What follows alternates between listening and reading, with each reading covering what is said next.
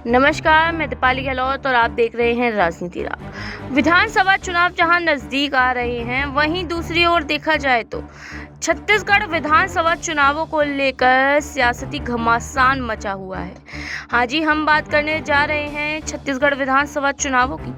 छत्तीसगढ़ में अगले महीने विधानसभा चुनाव है। इसके लिए राहुल गांधी और प्रियंका गांधी लगातार प्रयास में जुटे हुए हैं कि वो जीत जाएं। उसी प्रचार में देखा जाए तो ओबीसी जाति जनगणना और किसानों के मुद्दे पर बार बार केंद्र सरकार को घेरने की कोशिश कर रहे हैं। इस पर अब विपक्ष पार्टी के जेपी नड्डा ने भी पलटवार करके एक बड़ा बयान दिया है। जेपी नड्डा ने कहा कि राहुल गांधी और कांग्रेस पार्टी हमेशा ऐसे मुद्दे उठाती है जो लोगों की जुबान पर होता है। उनके साथ कांग्रेस खुद को जोड़ने की कोशिश करती है। उसके साथ कांग्रेस खुद को जोड़ने की कोशिश के साथ साथ चुनावी रोटी सेकने का भी काम करती है। आगे जेपी नड्डा ने कहा कि राहुल गांधी का इतिहास कमजोर है। उनके परदादा ने की रिपोर्ट की दवाई रखी, फिर उसे रिजेक्ट कर दिया। उनकी दादी की बात करें तो पिता ने मंडल कमिश्नर की रिपोर्ट को ठंडे बस्ते में रखा।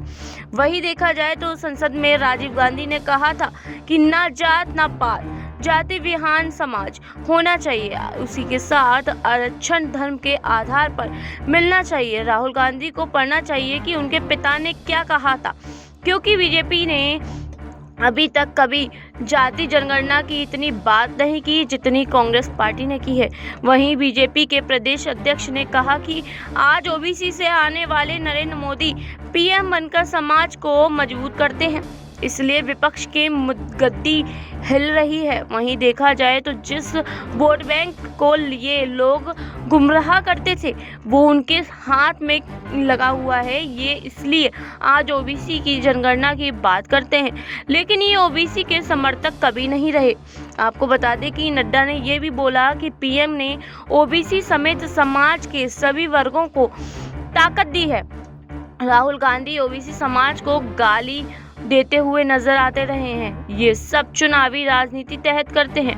पांचों राज्यों में जनता जागरूक हो रखी है। वो जानती है कि कौन घड़ियाली आंसू बहाता है और कौन हकीकत में सामने आता है। आखिरकार किस तरीके से बार बार कांग्रेस घड़ियाली आंसू बहाकर आखिरकार वोट लेने की कोशिश करती है और कर रहे राहुल गांधी अभी भी जाति जनगणना की बातों को आखिरकार वो अपने पिता की ओर क्यों नहीं देखते।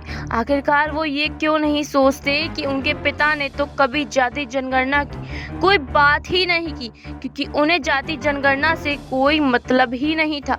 उनका कहना था एक समाज, एक पात, एक जात। आखिरकार राहुल गांधी उनके पद पर ही नहीं चल पा रहे तो वो दुनिया को क्या संभालेंगे, जो अपने ही पिता की बातों को नहीं संभाल पा रहे। आपको क्या लगता है कि इसका पलटवार राहुल गांधी फिर करेंगे कि नहीं? आप हमें अपनी राय कमेंट सेक्शन में जरूर बताएं। ऐसी ही जानकारी भरी खबरों के लिए देखते रहिए राजनीति राग। धन्यवाद।